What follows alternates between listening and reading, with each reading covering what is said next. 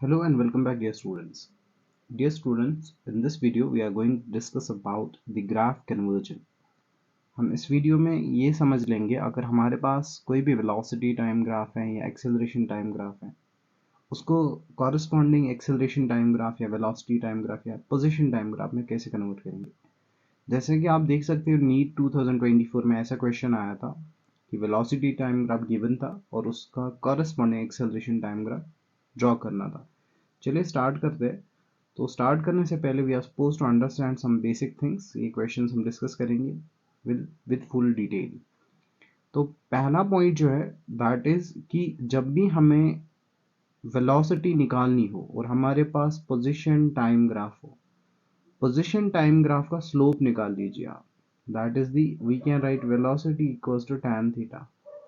Fine, जब भी आपको पोजीशन टाइम ग्राफ से वेलोसिटी निकालनी है उसका स्लोप निकाल लीजिए, you will get the velocity. ये तो पोजीशन टाइम ग्राफ है, मीटर यहाँ पे पोजीशन पर सेकंड।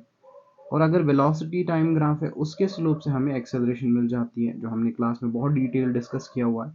उसके बाद अगर हमारे पास यही वेलोसिटी टाइम ग्राफ है और इसी वेलोसिटी टाइम ग्राफ से हमें let's say this velocity time graph, और इसी वेलोसिटी टाइम ग्राफ से हमें डिस्प्लेसमेंट निकालना है, जस्ट एरिया फाइंड आउट कीजिए। और आप अगर हमें कभी भी acceleration time graph accelerated motion है उसमें हमें चेंज इन वेलोसिटी निकालनी हो कि वेलोसिटी में कितना चेंज आया, तो you can just find the area under acceleration time graph. Now let's move ahead, let's see the first very question. The first very question is कि पोजीशन टाइम ग्राफ ये given है, आपसे पूछा गया इसका कॉरेस्पॉन्डिंग वेलोसिटी टाइम ग्राफ और acceleration time graph कौन सा होगा।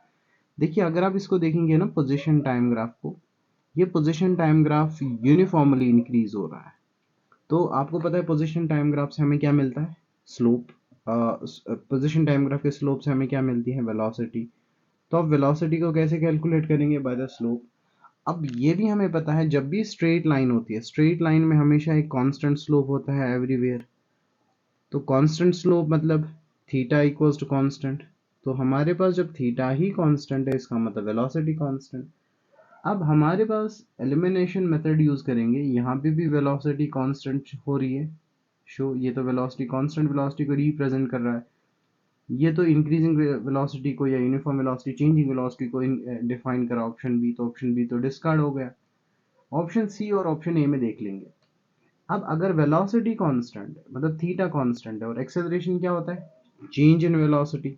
जब एक्सेलरेशन है चेंज इन वेलोसिटी, जब वेलोसिटी कांस्टेंट है तो चेंज इन वेलोसिटी जीरो, जब चेंज इन वेलोसिटी जीरो इसका मतलब एक्सेलरेशन जीरो। तो इसका कॉरेस्पॉन्डिंग एक्सेलरेशन टाइम ग्राफ ये होगा और इसका कॉरेस्पॉन्डिंग वेलोसिटी टाइम ग्राफ ये होगा। तो ये आपको जो मैंने फर्स्ट स्लाइड में दिखाया that is to be taken into consideration. Now moving in the second next question, इसको समझते हैं। ये क्वेश्चन क्या है कि हमारे पास एक्सेलरेशन टाइम ग्राफ गिवन है। अब एक्सेलरेशन टाइम ग्राफ गिवन है, उसमें लिखा हुआ है कि the corresponding velocity time graph, आपसे पूछा गया है कि इसका कॉरेस्पॉन्डिंग वेलोसिटी टाइम ग्राफ कौन सा होगा। अब यहाँ पे देख लीजिए, इसमें जो आपको इंटरेस्टिंग पॉइंट जो समझना है कि अगर कभी भी ये एक्सेलरेशन टाइम ग्राफ आया जैसे स्ट्रेट लीनियर लाइन और ये पॉजिटिव है, जैसे मोशन अंडर ग्रेविटी में हम पढ़ते हैं वी गेट दिस, अगर एक्सेलरेशन टाइम ग्राफ ऐसा मिला, this is the constant acceleration. और कांस्टेंट एक्सेलरेशन कब मिलती है हमें, when is acceleration constant, when there is change uniform change in the velocity. So हमें क्या मिल रहा है कि एक्सेलरेशन टाइम ग्राफ से यहाँ पे कांस्टेंट एक्सेलरेशन, एक्सेलरेशन पॉजिटिव, यहाँ पे भी एक्सेलरेशन पॉजिटिव, और यहाँ पे जो एक्सेलरेशन है दैट इज जीरो। अब हम इस पॉइंट को देखेंगे तो ये तो इंक्रीजिंग वेलोसिटी है, right. Theta is acute, right, less than 90, तो वेलोसिटी पॉजिटिव। वेलोसिटी पॉजिटिव है तो एक्सेलरेशन पॉजिटिव लग रहा है, ठीक। उसके बाद वेलोसिटी कांस्टेंट है, जब वेलोसिटी कांस्टेंट होती है उसके बाद क्या होते हैं, हमारी एक्सेलरेशन तो जीरो होती है, तो it seems to be correct. लेकिन उसके बाद अगर हम इस ऑप्शन को देखेंगे the velocity is decreasing negatively, क्योंकि हम यहाँ पे देखेंगे थीटा कितना है, obtuse, right. Anti clockwise angles we take as positive, theta is greater than 90। जब थीटा हमारा ग्रेटर देन 90 होता है, वेलोसिटी टाइम ग्राफ से हम के स्लोप से हमें एक्सेलरेशन मिलता है। तो tan greater than 90 tan obtuse is negative.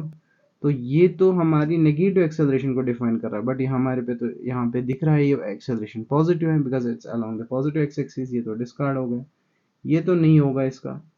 ठीक है, आप दोबारा देख लीजिए, वेलोसिटी डिक्रीजिंग बट यहाँ पे एक्सेलरेशन कांस्टेंट है, बट यहाँ तो नेगेटिव वेलोसिटी है बट यहाँ पे एक्सेलरेशन पॉजिटिव है, तो ये तो डिस्कार्ड हो गया, ये तो होगा ही नहीं।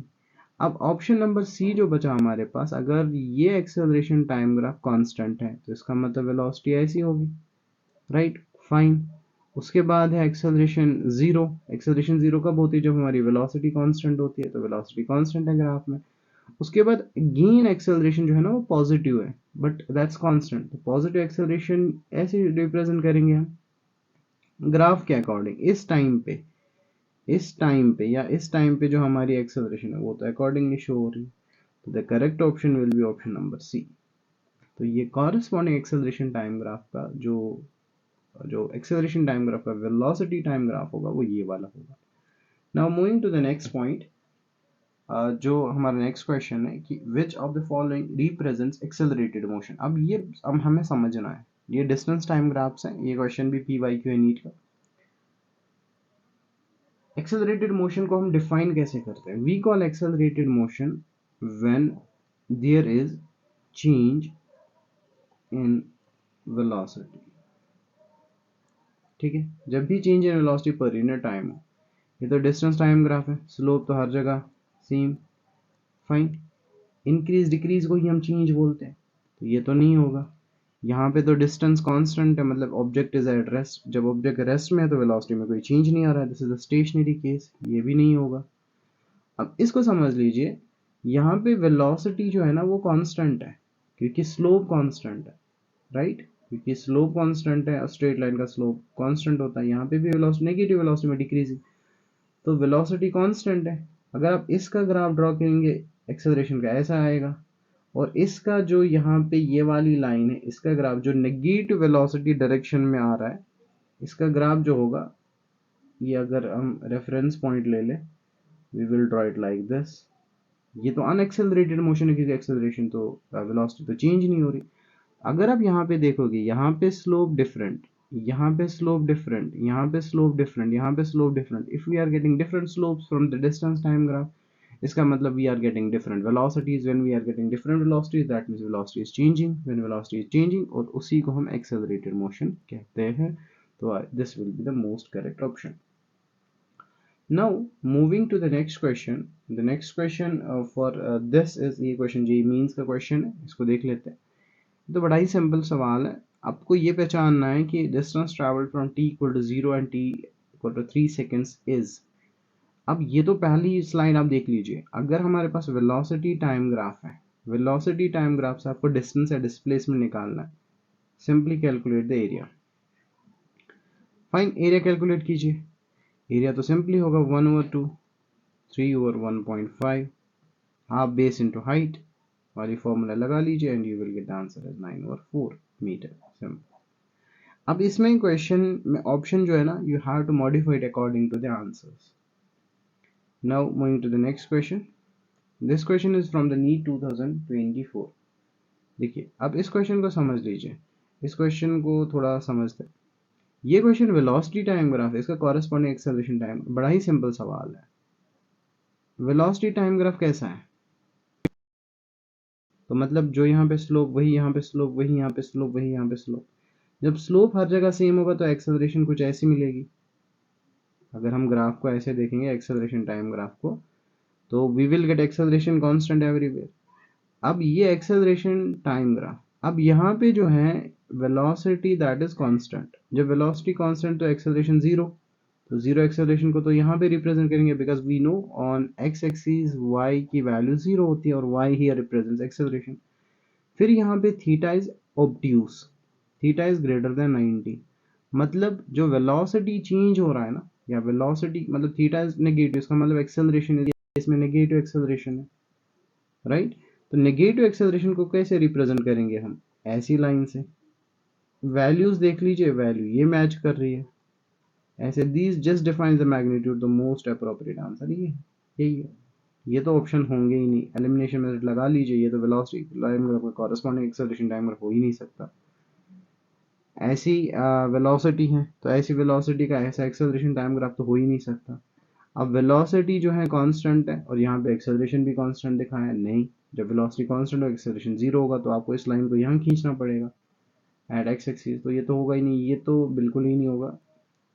Now moving to the next question. ये क्वेश्चन भी जो है ये तो नीट 2024 का है। Next let's see the next question. ये भी जेईई मेंस का सवाल है।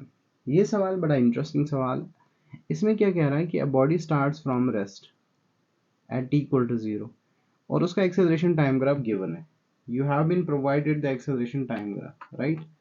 सो आपसे पूछा गया है कि जो मैक्सिमम वेलोसिटी अटेन होगी वो कितनी होगी। अब ये है एक्सेलरेशन टाइम ग्राफ। मैंने आपको पहले पॉइंट में बताया कि जब भी एक्सेलरेशन टाइम ग्राफ होगा, एक्सेलरेशन टाइम ग्राफ का एरिया आपको चेंज इन वेलोसिटी देगा, will give you change in velocity. आपसे यहाँ पे मैक्सिमम वेलोसिटी पूछा गया। अब चेंज इन वेलोसिटी आपको एक्सेलरेशन टाइम ग्राफ से निकालना है, इसके एरिया से। आप एरिया निकाल लीजिए, दैट इज सिंपल 1/2। ये 10 है, ये 11 है, so you will get it as 55 metre per second. अब यहाँ पे क्वेश्चन का आंसर आप दे सकते हो but that's not actually correct. ये क्वेश्चन में लॉजिक है, अगर वो चेंज कर दे वैल्यूज को then this answer directly will not be true answer. देखिए ये जो हमारा यहाँ पे आ रहा है ना, ये चेंज इन वेलोसिटी आ रहा है। चेंज इन वेलोसिटी की भी यूनिट भी मीटर पर सेकेंड ही होगी। बट आप ये समझ लीजिए चेंज इन वेलोसिटी होता है v minus you, final minus initial. वो कितना है 55 मीटर पर सेकेंड। अब u तो जीरो होंगे क्योंकि because the bodies has started from rest, so we can take put as zero, so we will get 55 metre per second even though this answer is correct. अब अगर ये question होता कि body starts from velocity let's say 20 metre per second या 30 metre per second, आप वो value यहाँ पे रख लीजिए, आंसर चेंज हो जाता। तो यहाँ पे जो इंटरेस्टिंग चीज़ जो हमें याद रखनी है, जिसको मैंने पहले स्लाइड में लिखा, दिस आर वेरी इंपॉर्टेंट। जब भी आपको एक्सेलरेशन टाइम ग्राफ लिखा हुआ, एक्सेलरेशन टाइम ग्राफ में जब भी चेंज इन वेलोसिटी निकालनी हो, do find simply the area under the graph, acceleration time graph. अब ये चीज़ ऐसे समझ लीजिए, सपोज अगर हमारे पास कुछ एक्सेलरेशन टाइम ग्राफ ऐसा गिवन है, this is acceleration time graph, ठीक है, जो मैंने पिछले वीडियोस में भी डिस्कस किया हुआ है। जैसे this is the area 1, area 2, area 3। Velocity है वेक्टर क्वांटिटी, तो इट कैन बी नेगेटिव। तो इस केस में जो चेंज इन वेलोसिटी होगी ना, यह है एक्सेलरेशन टाइम ग्राफ। इसमें जो चेंज इन वेलोसिटी होगी वो किसके बराबर होगी, एरिया के बराबर। तो यहाँ पे area here defines what, change in velocity, so velocity can be negative, so change in velocity will be simply a1 minus a2 plus a3. So this is how we calculate interconversion of graphs.